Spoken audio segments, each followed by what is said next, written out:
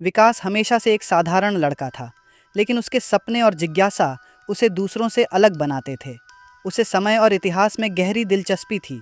अपने कमरे में वह अक्सर किताबें पढ़ता, जिसमें प्राचीन सभ्यताओं, मिस्र के पिरामिडों और भविष्य की उन्नत तकनीकों के बारे में पढ़कर कल्पनाओं में खो जाता था। लेकिन उसे कभी नहीं पता था कि एक दिन उसका सपना सच हो जाएगा। एक दिन विकास अपने दादा के पुराने घर गया, जो शहर के बाहर एक छोटे से गांव में स्थित था। उसके दादा अक्सर अपने किस्सों में रहस्यमय चीज़ों का जिक्र करते थे, लेकिन विकास ने कभी उन पर ज़्यादा ध्यान नहीं दिया था।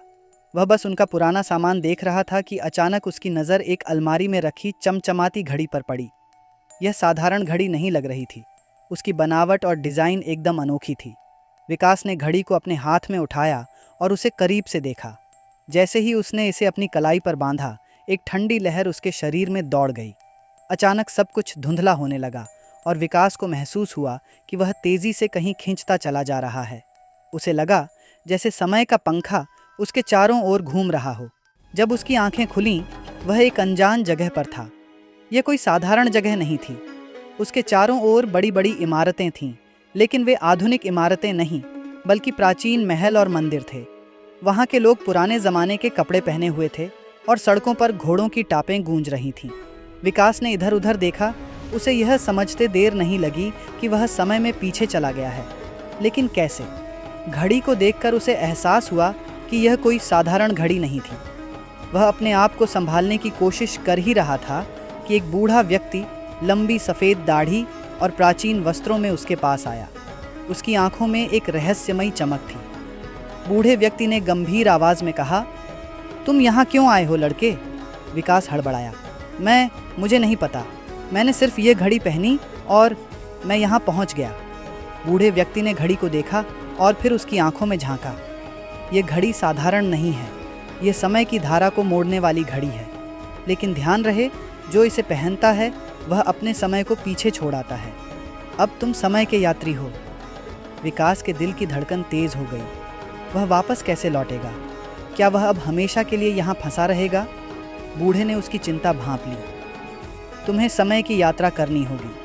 हर युग के अपने रहस्य हैं और तुम्हारे फैसले उन युगों को आकार देंगे। जब तुम समय के असली रहस्य को समझ लोगे, तभी तुम्हें वापसी का रास्ता मिलेगा। विकास समझ नहीं पा रहा था कि वह क्या करे, लेकिन उसके पास कोई और विकल्प नहीं था। घड़ी की ताकत अब उसके हाथ में थी और उसे इस सफ़र को जारी रखना था। जैसे ही विकास ने घड़ी को फिर से देखा, चारों ओर की दुनिया फिर से घूमने लगी। उसने अपनी आंखें बंद कर लीं और जब उसने उन्हें खोला तो वह एक और अजीब जगह पर था। उसके सामने विशाल पिरामिड थे। आसपास रेगिस्तान फैला हुआ था और दूर दूर तक लोग पत्थरों को खींच रहे थे। यह मिस्र का प्राचीन समय था, वह समय जब पिरामिड बन रहे थे। विकास ने देखा कि मजदूर पिरामिड की विशाल संरचनाओं को तैयार कर रहे थे और एक दूरस्थ टीलों पर एक राजा खड़ा था, फिरौन, मिस्र का महान शासक। विकास उस महान सभ्यता के केंद्र में खड़ा था, लेकिन यहाँ कुछ गड़बड़ थी।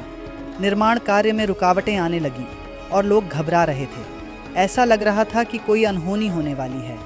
विकास ने महसूस किया कि उसे यहाँ कुछ सुधारना है। वह लोगों के पास गया और उनसे बात करने की कोशिश की, लेकिन उनकी भाषा उसके लिए समझ से बाहर थी।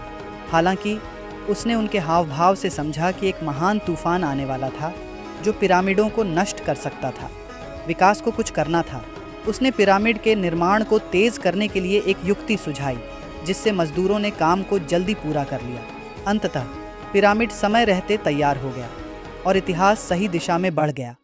जैसे ही यह संकट टल गया, विकास को फिर से घड़ी की ताकत ने खींच लिया। इस बार वह कहीं और पहुंच गया, भविष्य में। यहाँ आसमान में उड़ते हुए वाहन थे, इमारतें ज़मीन से बहुत ऊपर थीं और लोग ऐसे वस्त्र पहने हुए थे जिन्हें उसने कभी नहीं देखा था। यह समय का वह दौर था जब तकनीक अपने चरम पर थी, लेकिन यहाँ भी कुछ गड़बड़ थी। एक विशालकाय मशीन शहर पर हमला करने वाली थी और लोग भाग रहे थे। विकास को समझ नहीं आया कि वह इस तकनीकी भविष्य में क्या कर सकता है, लेकिन उसे एक बात पता थी, उसके पास घड़ी की शक्ति थी। उसने घड़ी का उपयोग किया और मशीन के सिस्टम को जाम कर दिया, जिससे भविष्य की यह तबाही टल गई। विकास के सफ़र में हर युग में उसे नई चुनौतियाँ मिलीं। उसने प्राचीन सभ्यताओं को बचाया, भविष्य की समस्याओं को हल किया और बीच के युगों में भी कई रहस्यों को सुलझाया। समय के साथ वह एक कुशल समय यात्री बन गया। लेकिन अब भी उसके मन में एक सवाल था, क्या वह कभी अपने समय में लौट सकेगा? हर युग में कुछ नया सीखने के बाद विकास ने घड़ी की ताकत को समझ लिया था। उसे महसूस हुआ कि समय कोई सीधी रेखा नहीं है, बल्कि एक विशाल चक्र है। घड़ी के माध्यम से वह इतिहास के हर मोड़ पर कुछ न कुछ बदल रहा था, लेकिन ये बदलाव केवल उसे ही दिख रहे थे।